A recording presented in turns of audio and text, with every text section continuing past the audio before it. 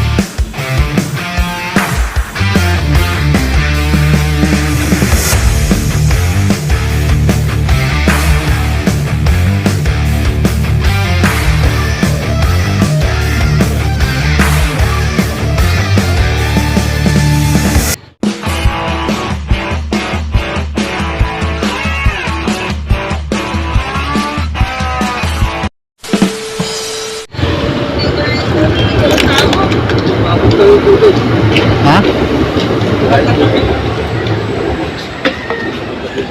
Pinatay niyo na. Papatay niya na doon sa pinakano. Ngayon lang namatay? Sumabog? Ngayon lang daw. So dito lang tayo mga ka-junk sa junk shop. Sumabog daw yung tubig. Saan banda? Doon sa pinaka-main. Doon sumabog? Oo. Eh. Doon sa Saan main. natin? Doon sa pinaka-ano. So mga ka-junk, tingnan natin.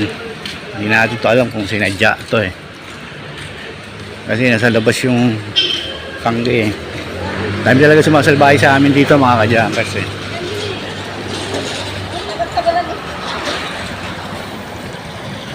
Sa amin pa talaga, di ba? Yung bago, kuya ko. Yung bago. Ito, bago. Ito. Yung ba atin? Pabaliktad. Yung todo na yun eh.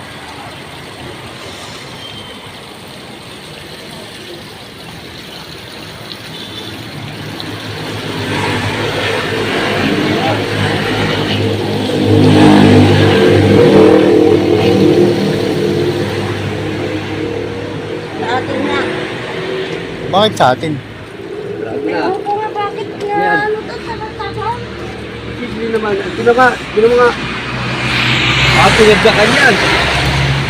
Hindi yan na ano. Tagal na yan nakakabit eh. Pinagdakan yan. Meron mo na kaya mamaya pa tayo kuya. Dito na muna to. Pinagdakan yan. Sino gagawa nun? Oo. Dugtungan. Oo, dugtungan. Hindi posible yan na matanggal na kagad yan. Dapat ayusin yan, igilid. Na ano Hindi, tsaka naman. hindi sagad yung pagkagawa. Sino mo? Yung pagkakabit, Pagki lang. Dapat hindi, ano to eh, iniitan lang to, Pinabit.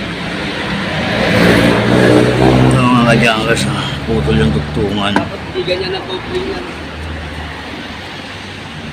Dapat mahaba. So yun mga ka-junkers, no? Dito lang tayo sa junk shop. So walang ilaw kasi dito, naputulan din kami. Talagang nagkaroon kami talaga ng problema dito. So tignan ko kung ano pwede kong mailabas dito. Hindi ko namin alam kung talaga kung sinalbahe yun. Sinalbahe kaya yun? Ha? Sinalbahe kaya yun? Kasi hindi naman natin tatanggal yan.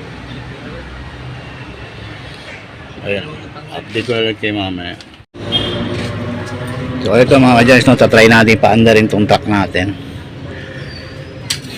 So, ilang buwan to naka stock. Dami na ni. Yung langis natin mga kadyangers kulang. Kulang yung langis natin. Pero okay lang yan, papandarin lang naman natin eh. Dapat pala yung nag-aagahan ko eh.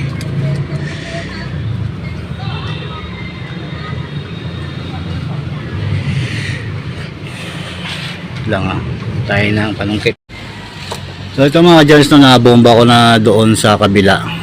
Medyo hirapan tayo, may nakaharang kasi doon. So binomba ko na, sana mapaandar ko. No? Hindi ko lang na-videoan kasi wala tayong kasama. Ito. Testingin na natin ito mga kajankers.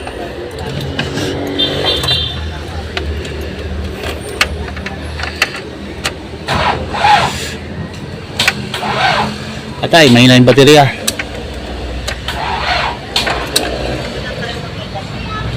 Mahina yung baterya mga kajankers.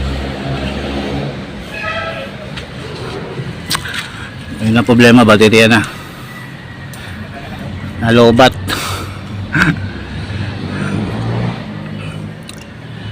So yun, mamaya babaklasin natin to, papakargaan natin.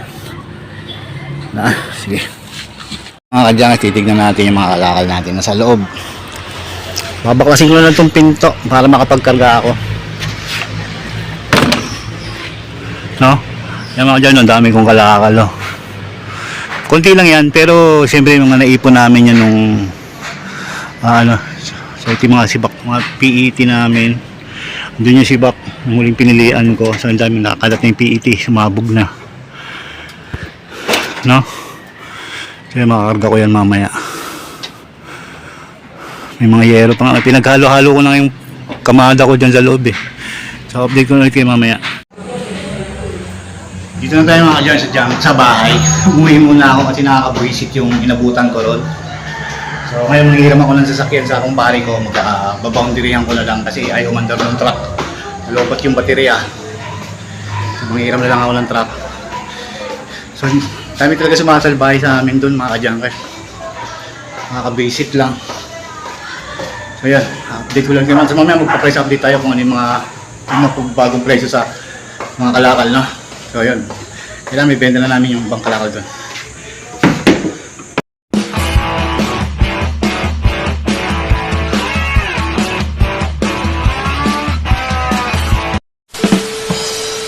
At muli mga kajankers, ako'y nagbabalik din ang oras na 7 o 8 na ng umaga. Mga kajankers, magandang umaga sa inyo. Saan man kayong paning ng mundo, ang araw po ngayon ay Sunday, June 2 na po mga kajankers. So yun nga, kanina nga mga kajankers, pumunta tayo dun sa junk shop at pagbungad pa lang natin na mayroon ng problema dahil sumabog nga daw yung hose ng tubig namin doon sa puno, doon sa may pinaka valve niya mga kajankers, nung sumabog yung hose. So napanood nyo naman dito sa video to. So si Man David, hinala siya na may sumalbahi doon. So wala naman tayong ebidensya na para magsalita nun. So tingin ko may sumalbahi. So yun nga talaga mga kajankers, masakit man isipin eh. Talaga may sumasalbahay sa amin doon dahil nung nakarang linggo lang mga kajankers ay nawalan kami ng tangke ng oxygen. So napakamahal ng oxygen ngayon na tangke. So nawala yun. So buti isa na ipasok ko pa sa loob nung time na nawalan kami ng painante, tinanggal nga ni Mrs. yung tao namin doon dahil nga malikot din yung kamay.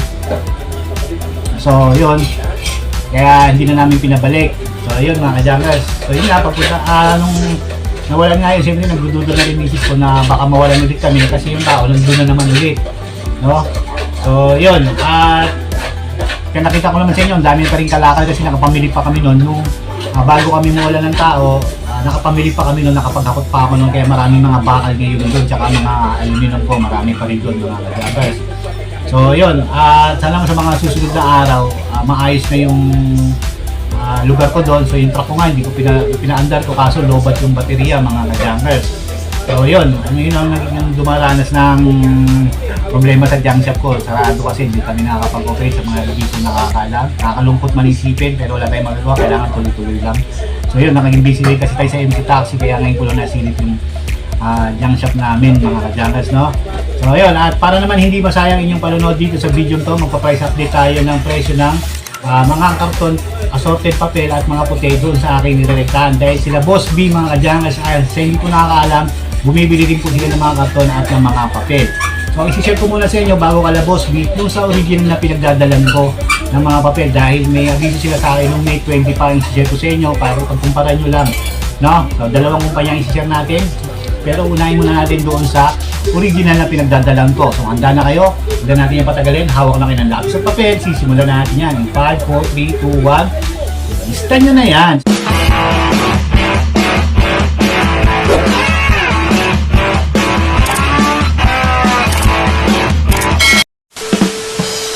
So ito, May 20 pa to nung abiso nila sa akin. So hanggang ngayon, ito pa rin yung tumatakbo. So ang presyo ng CBS, if yung CBS na itong babanggitin ko, ito yung mga makikintab na magazine. Kunyari, binili nyo siya sa assorted. So para mapabigyan yung price niya, piliin niyo yung mga assorted na magazine na makikintab, pasok yun, pipilasin nyo lang. So yun, ang magiging presyo ng CBS na magazine ay 650 per kilo, mas mataas siya sa assorted. So punta na tayo sa dyaryo, kasama na dyan yung newsprint. Ang presyo ng dyaryo o newsprint doon sa aking nirerektahan ay 650 rin mga kadyans per kilo. So punta na tayo sa assorted paper, no? So ang presyo ng assorted paper o papel ay 350 per kilo. So punta na tayo sa karton. Ang presyo ng karton ngayon doon sa aking nirerektahan ay 690 mga kadyans per kilo. So yung puti mga kadyans ay tumataginting na 950. So laki ng binaba nito nung nakaraan kasi umabot na to ng 11, no? So yun. So punta na tayo sa presyo ng mga karton at papel nila Boss B. So Very good. Very good. So handa na kayo, huwag na natin yung pagkagaling. Simulan na natin sa presyo ng... So ito effective to June 1 kahapon, June 2 ngayon. So ang text nila to sa akin kagabi. So ang presyo ng bongbong, yung mga pinagagamit sa mga imprintahan na pinakakarton niya. So yun, nabibili yun kala Boss B piso lang. So pero sa original nila dalang ko piso lang, pero kala Boss B, magkano ang bongbong? Ang presyo ng bongbong kala Boss B ay 420 mga kadyal per kilo. So napakataas nito, nakakagulat. So punta na tayo sa assorted paper. Ang presyo ng assorted paper doon sa aking nirerektahan ay 420 rin mga kadyal. So napakataas, mas mataas to kala sa original ko na 70 centavos. So malaking bagay yun. So ang presyo ng karton doon ngayon doon sa akin nirerektahan doon kala Boss B ay 740 mga kadyals. So kala Boss B hindi sila bumibili ng puting papel mga kadyals, no? Napakataas ng karton nila. So yung mga napapanggit kong presyo ng papel at mga karton ay gawin yung lang guide. Ipagkumpara nyo lang yan doon sa inyong mga pinagbibenta. Dahil siyempre iba-iba rin po sila ng pamimili kung magkano ang bilya nila sa inyong mga lugar mga kadyals, no?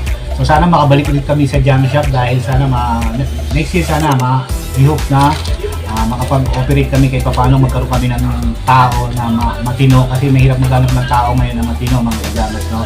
So ayun, sana nagustuhan yung ating video for today. Kung nagustuhan nyo man, pakilike naman. Kung hindi pa kayo nakapag-subscribe na sa aking channel, hit yung subscribe button, hit notification bell para ma-update ko kayo sa mga bagong i-upload ko pang mga video. So muli ako po ang inyong kadyang sa Erwin. Kita-kita po tayo sa susunod. See you on my next vlog. Bye-bye mga kadyang. Peace out. Yo.